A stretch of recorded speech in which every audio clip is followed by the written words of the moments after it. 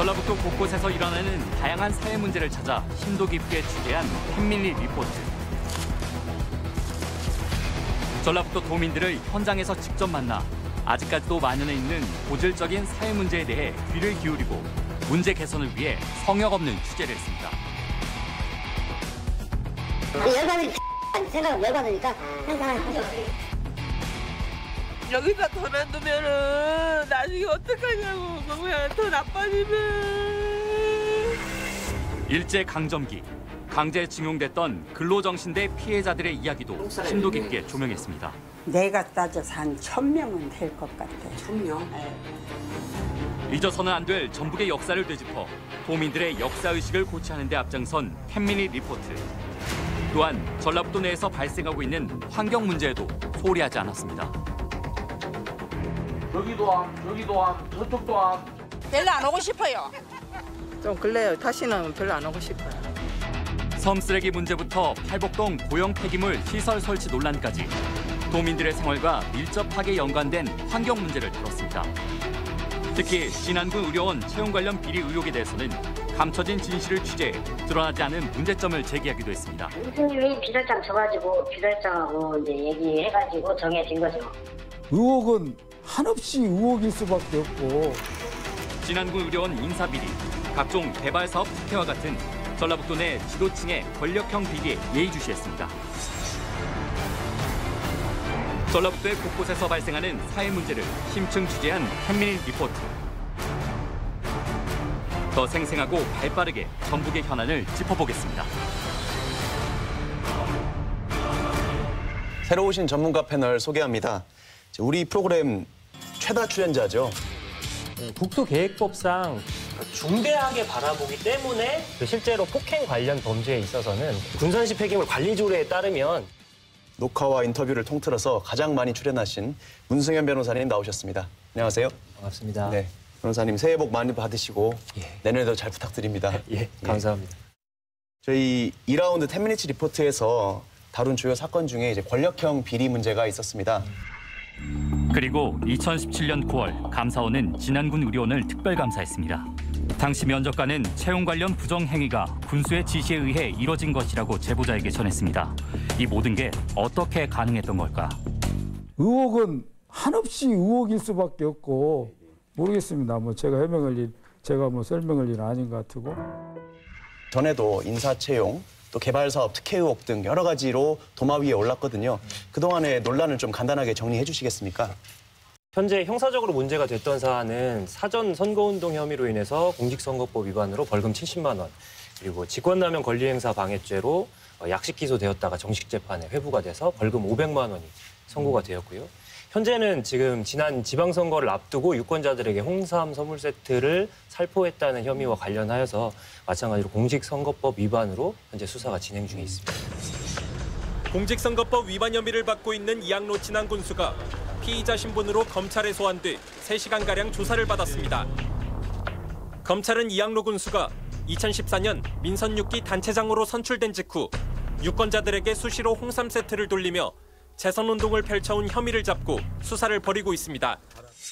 이게 측근이 단순히 기소되는 것을 넘어서 4명이나 구속되었다고 하던데요. 측근들이 구속되기 전에 제보가 들어왔었어요. 이 전화 통화 음성 파일인데 여러 사람이 출연을 합니다. 이양로 군수도 출연을 하고 그리고 이번에 구속된 사람들이 대부분 출연하는 그러한 전화 파일 음성인데요. 대략 사건이 이런 것 같습니다. 홍삼 선물 세트 7만 원짜리를 만들어서 큰 모임이 있을 때나 명절 때 도민들에 배포를 했는데 근데 이렇게 했다는 것을 이 구속된 이 지역 기자가 보고를 해요. 근데 제일 마지막에 살살해. 그리고 제일 마지막에 애꼈어. 애꼈어 그래요. 살살해 애꼈어. 근데 애꼈어라는 게 뭘까 참 고민을 많이 봤거든요. 그 전체적인 보고의 흐름으로 봐서는 사실은 이 전체의 선물 세트의 비용의 어떤 출처 이런 것들을 유추할 수 있게 해주는 그러한 파일이 아니었겠는가. 이것들이 전부 다 검찰로 들어갔습니다. 현재 그 조사를 하고 있기 때문에 전체적으로 이 사건 구성을 해보면 뭐 강압적인 분위기가 아니라 굉장히 자연스러운 이 전화 음성들이에요. 그래서 이렇게 해서 돈이 여기서 나와서 이렇게 만들어가지고 이렇게 배포를 했구나 하는 걸 충분히 유추할 수 있습니다. 그래서 이양로 군수는 본인은 전혀 관여하지 않았다라고 네. 혐의를 전면 부인한다고 알려졌는데 네. 그 녹취록이 상당히 중요한 증거로 작용하겠군요. 누가 들어봐도 아 이렇구나 할 수 있을 정도로 녹취록이 또 자세해요. 네네. 저희가 다뤘던 권력형 비리 사건 중에 뭐 이양로 진안군수 사건도 있었지만 최규호 전 교육감 사건도 있었거든요. 후보자 한 명에 대한 어떤 불신뿐만이 아니라 군 도정, 군정 전체에 대한 문제로 저는 비춰지거든요. 그 피해는 뭐 말로 다 할 수가 없을 것 같아요. 최근에 최규성 전 농어촌공사 사장이 또 기소되면서 한번 이슈가 됐는데 검찰은 최 전 사장이 최규호 전 교육감을 도피 초기부터 도운 것으로 보고 있습니다. 최 전 교육감이 도주한 2010년 당시 최 전 사장은 김제 완주 지역구의 재선 국회의원이었습니다. 겉으로는 지역을 대표하며 의정 활동을 펼치면서 뒤로는 3억 원의 뇌물을 받고 달아난 범죄자를 물심양면으로 지원한 겁니다. 수사 담당하고 계시는 차장검사님 인터뷰를 보니까 돈을 빌려주고 받은 거래니까 차용증이 발견이 됐는데 그 차용증 반환 시기가 공소시효 만료일이에요. 네, 그럼 결국 그냥 공소시효를 넘겨서까지 도피하려고 했었던 어떤 그런 계획은 분명히 있었다라는 게 확실히 밝혀진 것 같습니다. 재밌네요. 그럼에도 불구하고 결말은 2선의 전 교육감과 3선의 국회의원의 이 권력형 비리로 인한 말로가 참 너무 씁쓸하네요. 네. 지금 저희가 이슈가 되었던 것 중에 하나가 이제 최대 집단 암 발병 사태가 일어난 익산 장전마을 문제죠. 주민 80여 명 중 26명이 암에 걸려 15명이 사망한 익산 장전마을. 여기도 암, 저기도 암, 저쪽도 암, 전부 다 집집마다 다 암 환자가 있고. 현재 상황은 어떻습니까? 익산시에 대해서 최근에 발견된 불법 폐기물 전수조사를 요청해서는 아직도 그 전수조사 결정이 안 되고 있습니다. 예. 그래서 여기에서 이제 그 갈등이 좀 일어나고 있고요. 또 추가로 좀 조사해야 될 내용들이 그 담배를 만들고 남은 그 담배 잎 찌꺼기, 이걸 연초박이라고 하는데 원래 이 금강농산이라는 회사가 비료 제조업하고 종합 재활용업 이 두 가지 면허를 가지고 있었어요. 근데 그 안에서 TSNA라는 물질이 발견됐어요. 네. 그 TSNA는 담배를 태울 때 발생하는 1급 발암 물질입니다. 네. 그리고 공장 앞에 그 폐수 모아놓는 그런 시설 안에서도 TSNA가 발견된 걸로 봐서는 네. 이 연초박을 폐기물로 종합 재활용업을 했던 게 아니라 비료 원료로 쓴 것이라는 추정이 가능해요. 그러면 사실상 불법적으로 이 담배 잎을 들여와서 이걸 비료 연료로 가공하면서 열을 가해서 1급 발암 물질이 발생된 이런 상황이어서 실제 도대체 이게 왜 어떻게 가능한가? 결국에 어떻게 보면 주민들 전체가 마치 이제 담배를 피운 사람처럼 24시간 돌렸기 때문에 밤에 뭐 간접 흡연을 몇 년 동안 계속 당해왔던 이제 그런 상황도 유추가 가능한 것이어서 이런 부분들을 좀 추가적인 조사가 굉장히 필요해 보입니다. 근데 이 조사를 익산시가 보다 좀 적극적으로 해야 될 텐데 최근에 그 불법 폐기물에 대한 전수조사 요구에 대한 태도를 보거나 지금 어제부터 또 새로 이 금강농산을 매입한 미광이라는 회사가 익산시의 철거 중지 명령에도 불구하고 그냥 철거를 어제부터 강행을 시작했어요. 오늘도 실어나르고 있어요.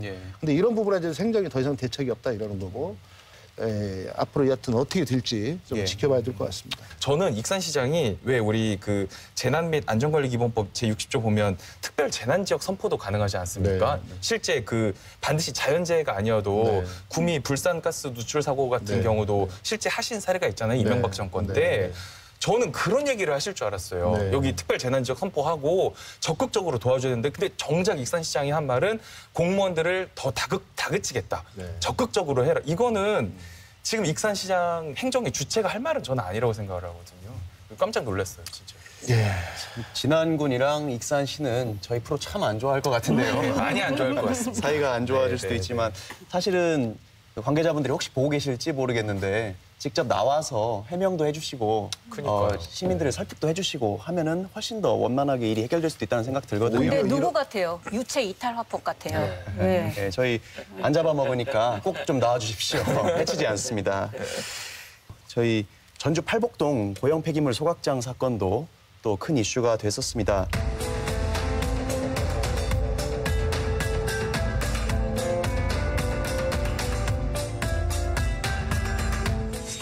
이 사건은 현재도 지금 소송이 끝나지 않은 것으로 알고 있는데 혹시 진행 상황 알고 계십니까?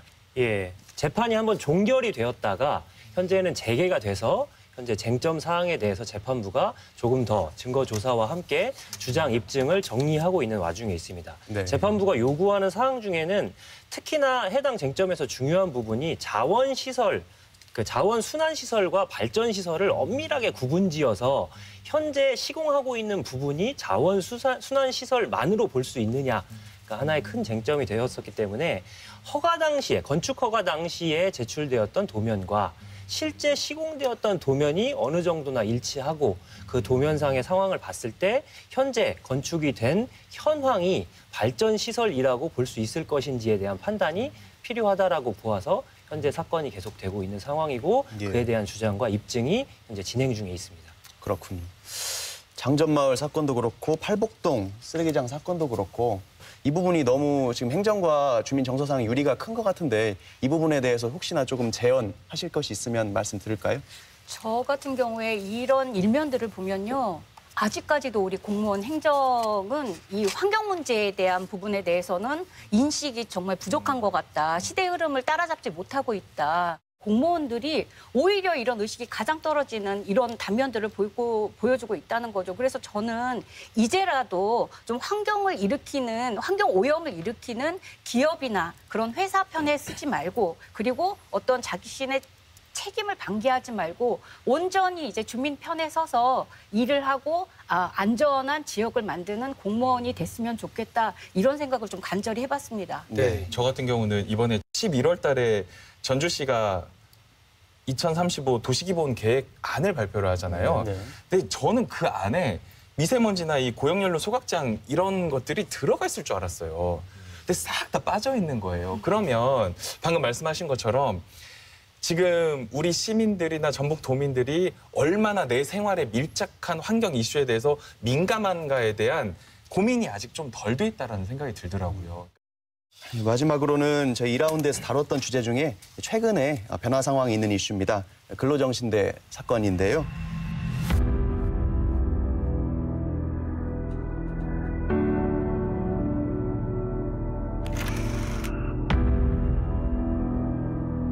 일본 가셨었죠? 일본. 응. 기억나세요? 더야마. 몇 살 때 가셨어요? 15인가?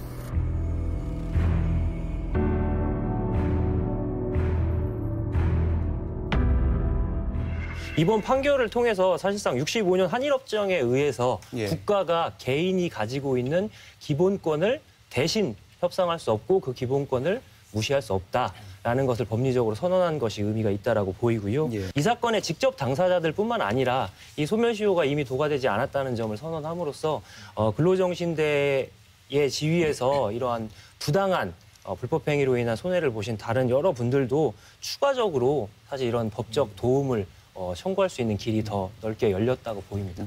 사실은 정말로 손해배상을 돈으로 현실에서 받을 수 있으면 더 좋은 거 아니겠습니까? 그게 가능하려나요? 네. 가장 좋은 방식은 패소한 상대방이 패소했다라는 거를 수긍하고 임의로 이행을 하면 가장 좋죠. 근데 일본 기업에서는 가능성이 없어 보여요. 매우 유감이다 이렇게 표현하던데요. 현재의 태도는 그 승소 판결을 인정하지 않겠다는 태도를 보이고 있어서 만약에 뭐 미쓰비시도 그렇고 그 신일철주금도 그렇고 국내에 자산을 두고 있는 경우에는 국내 승소 판결문에 기초해서 집행문을 부여받아서 강제 집행을 할 수 있는 조치를 일단 첫 번째로 생각해 볼 수 있습니다. 그런데 해당 기업들의 국내 자산을 한번 검토를 해보면 먼저 신일철주금 같은 경우에는 포스코 지분을 한 3% 정도를 그 DR이라고 하는 주식 예탁증서의 형태로 지금 보유를 한 것으로 알려져 있습니다. 3%면 뭐 수천억 원 정도 그렇죠. 가치가 있을 텐데요. 그 액수는 상당해서 사실 충분히 강제 집행을 가능하다면 배상받을 수 있는 재산입니다만 이 주식 예탁증서라는 것이 엄밀히 보면 신일철주금이 가지고 있는 재산이라고 볼 수 있을 것이냐라는 부분에서 법리적인 다툼의 여지가 있습니다. 현재로서는 교환 가능성을 갖고 있는 하나의 잠정적인 재산인 것이고 그렇기 때문에 두 기업 모두 다 세계적인 기업이고 사실 국내 기업들과도 활발히 교류를 하고 있습니다. 거래를 하고 있기 때문에 이와 같은 경우에는 실물 자산이 아니라 거래로 인해서 발생하는 매출 채권을 또 재산으로 파악을 해서 매출 채권에 대한 채무자, 그 채무자는 이제 국내 기업들이 될 텐데요. 국내 기업들이 이 채권을 이 전범 기업들에게 지급하는 게 아니라 이 채권에 대한 압류가 이루어지면 압류된 압류권자에게 이 해당 재산을 지급하도록 하는 절차를 밟는 것을 한 가지 또 생각해 볼 수 있습니다. 근데 이제 저 같은 경우는 그 1965년에 그 당시에 국교 정상화 할 때 네 개의 협정과 한 개의 조약을 체결했지 않습니까? 그때 가장 큰 문제는 우리가 한일 간의 새로운 관계를 맺으면서 과거 관계가 어땠는지에 대한 정의가 없었지 않습니까? 사실 그 당시 조약을 보면 핵심이 1910년 그 맺어진 한일 합방 조약은 이미 무효가 되었다 이렇게 하고 끝내거든요. 그거를 한국 측에서는 불법적인 합방이었기 때문에 이제 무효가 됐다라고 해석했고 일본은 그때 그 합방 조약은 유효했지만 이미 이제 우리가 새로운 한일 관계를 맺으면서 무효가 됐다라고 보는 게 이 모든 문제의 시작이라고 보거든요. 그렇죠. 그렇잖아요. 그러면은 여기에서 우리가 아무리 불법이었다라는 거를 일본이 인정하고 청구권 협정에 따른 그거는 개인 무시한다라고 하더라도 일본 입장에서는 무슨 소리야라고 계속 되는 거죠. 근데 이게 대법원이 처음으로 식민 지배가 불법 행위였다라는 첫 번째 대법원 판결이 나왔다라는 게 저는 굉장히 큰 의미로 받아지더라고요. 그러니까 네. 결국은 그 지나간 역사를 두고 남아있는 사람들이 어떤 기억을 위한 투쟁을 계속해야 될 것 같아요. 저는 꼭 그 얘기는 드리고 싶어요. 마지막으로 내년 2019년도가 3.1운동하고 임시정부 설립 100주년이거든요. 그러니까 내년에는 어떤 눈에 보이는 어떤 그런 보상이나 배상이 국가 차원에서도 좀 있으면 좋겠습니다. 각자 마지막으로 이 프로그램이 본인에게 어떤 의미였는지 아니면 앞으로 어떻게 되었으면 좋겠다 이런 것들을 생각하셔서 짧게 이슈 옥타곤은 뭐뭐다 마무리로 듣고 끝내겠습니다. 네, 오늘 저를 자세히 보시면 뭔가 좀 소품이 하나 보일 겁니다. 부엉입니다. 미네르바. 네. 이슈 옥타곤은 부엉이다. 이렇게 정리하고 싶습니다. 아주 어두운 밤이라 할지라도 정말 밝은 눈으로 오히려 그 어두운 곳을 밝혀주는 그런 이슈 옥타곤이 꼭 새해 되기를 바랍니다. 아유, 저는 얼마 전에 독감을 크게 앓았거든요. 예방접종을 소홀히 했다가 사실 겪었습니다. 그걸 겪고 나서 드는 생각이 예방접종을 맞을 때 그 주사바늘의 따끔함은 사실 금방 지나가고 쉽게 견딜 수 있는 것이라고 생각을 합니다. 그만큼 사실 이슈 옥타곤에서 다루고 있는 주제들이 누군가에게는 조금 따끔할 수 있을 것 같습니다. 그렇지만 그것은 충분히 견딜 수 있는 것이고 그것이 결국 우리 사회의 건강한 발전과 안정을 위해서 꼭 필요하다는 점에서 이슈 옥타곤은 예방접종이다. 이렇게 생각합니다. 좋은데요? 이만 퇴장해야 되죠.